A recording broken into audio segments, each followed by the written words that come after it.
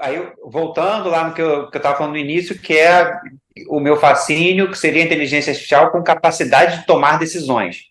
Um software, uma inteligência artificial na área médica, que faça a triagem da emergência. Ela está assumindo a postura de tomar uma decisão. Quem vai na prioridade, quem não vai. Isso é algo que você diz que não é tão próximo, mas é algo que pode acontecer. São duas coisas distintas. Por exemplo, você citou agora um exemplo que já é prático, que é com relação a uma análise médica. Hoje em dia, isso que é fenomenal na inteligência artificial e talvez o maior desenvolvimento. Alguns hospitais estão desenvolvendo internamente, dentro das UTIs, câmeras. Então, ele vai analisando o paciente. Então, de acordo com a reação do paciente, a cara do paciente, a enfermeira já consegue prever que ele vai estar com fome, ou que ele está com dor em tal lugar, que ele não está com dor em tal lugar. Vamos adiante. Já tem hoje inteligência artificial, que é a distância. Você imagina uma tribo na África ou no Brasil, que você consegue, com um aparelho, verificar por uma foto de um problema na pele ou alguma coisa nesse sentido, e ele já detectar a distância e falar, olha, aquilo lá já pode ser um sinal de um problema desse. Ou as mesmas cirurgias que já estão desenvolvendo. As robóticas. Robóticas à distância. Então, essa triagem, Dani, é uma coisa super mais acessível. Mas o que eu estou falando não desculpa, Luciano, assim, o que eu estou falando não é do auxílio para que a mente humana tome a decisão, mas a partir do momento em que o sistema é que vai determinar quem é o paciente para ter o primeiro, quem é o segundo, quem é o terceiro atendimento. Vamos supor que eu tenho uma equipe restrita de profissionais para atuar, profissionais humanos. Então, eu tenho um pronto-socorro com uma equipe de 5. Então, eu só consigo, teoricamente, atender 5, tá? Nesse exemplo. Entram 8 pessoas na sala de emergência, e quem vai fazer a triagem é a inteligência artificial. Ela está tomando uma decisão ali, e ela vai estabelecer qual é a lista de prioridade. Eu acho que, nesse caso, o que o Luciano está falando é o seguinte, não é que a inteligência artificial está tomando uma decisão. Ela já recebeu uma série de data, de informações, e é quase como um algoritmo que, com base naquelas informações que ela tem, é ordenado, digamos assim. Não, a prioridade. Perfeito, Carol, perfeito. Ela vai fazer com base um auxílio que o equipamento recebeu. Vai auxiliar, vai gerar um relatório de prioridade, mas o chefe ali do setor é que vai tomar a decisão.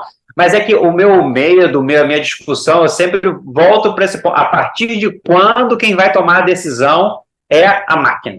Essa é isso para a gente entender dentro do mundo jurídico quem você vai responsabilizar, quem você vai remunerar, quem você vai controlar.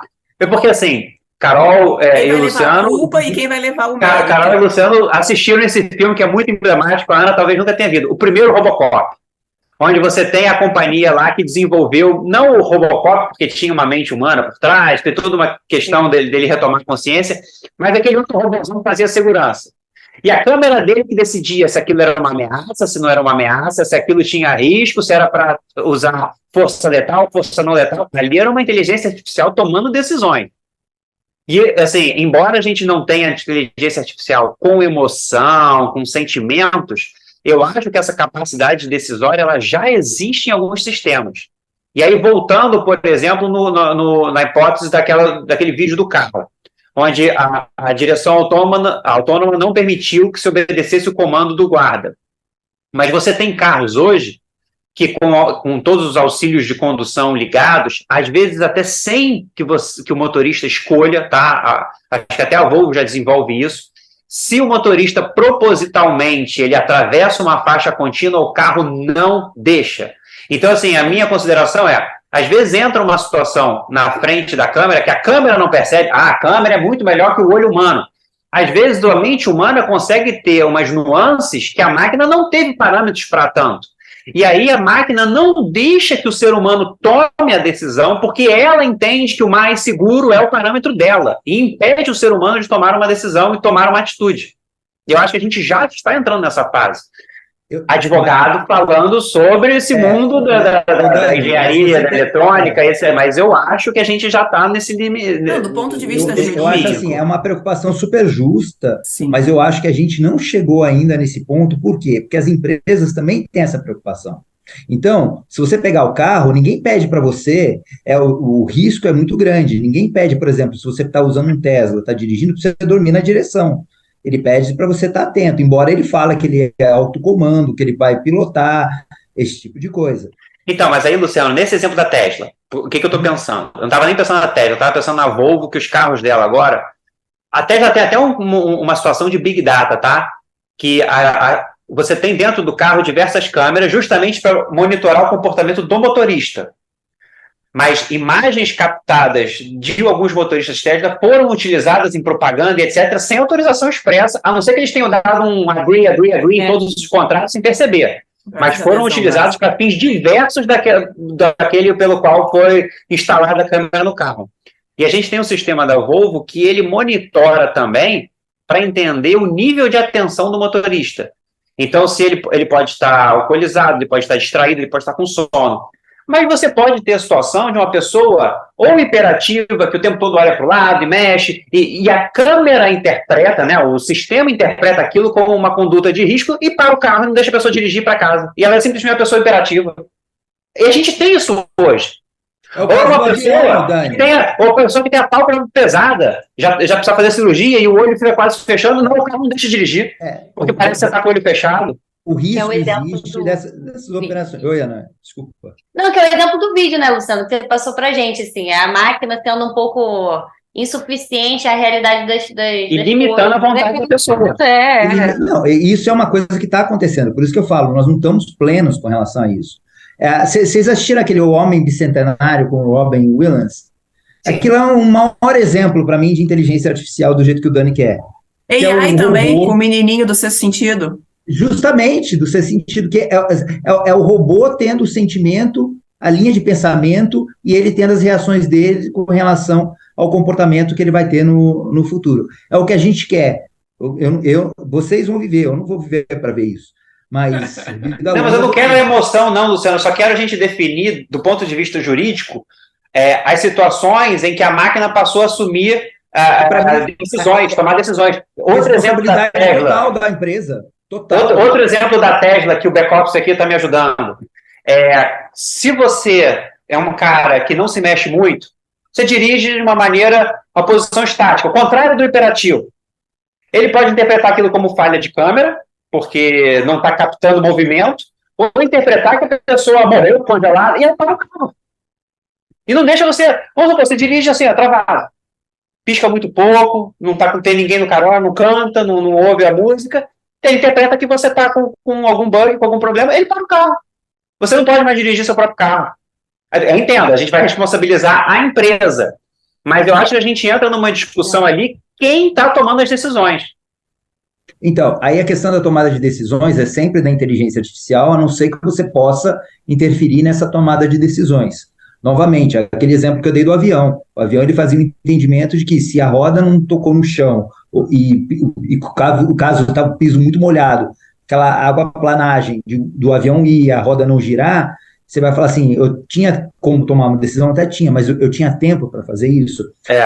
A pessoa aqui, nesse caso do carro que a gente mostrou o vídeo, o que ele vai fazer? Ele vai sair? Ele vai apertar um botão? Ele vai... Então, agora, todo mundo está despejando um monte de informação e com uma rapidez muito grande para não ficar atrás. Porque ninguém quer ficar atrás de uma situação assumindo riscos.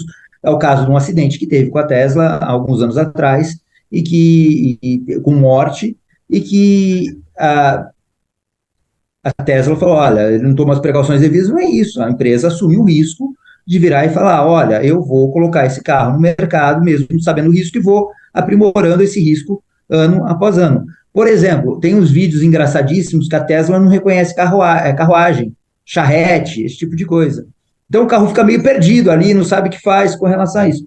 Então tem muito aprimoramento para ser feito. O que preocupa, Dani, é que se numa situação dessa, vem um carro atrás, bate. Então, tem uma série de coisas que a gente precisa analisar, não é 100%, não é seguro. Por isso que a preocupação eu quero uma legislação, mas até que ponto essa legislação vai me engessar ou não? Esse é o grande ponto de discussão. Você acha, Luciano, que até entra na questão da inteligência artificial o caso emblemático da Air France, aquele voo Total. O Rio-Paris, porque primeiro disse, foi uma falha do equipamento porque congelou, e aí depois a perícia disse, não, peraí, mas ele vai congelar sempre que você atingir aquela altitude, então a falha foi humana, mas se a falha foi humana... O Airbus, ele veio, eu não vou falar numa questão técnica, a gente teve um acidente que teve aqui em Congonhas, em São Paulo, que foi muito sério com relação a isso. Foi um acidente muito similar que já tinha acontecido na África com relação a isso.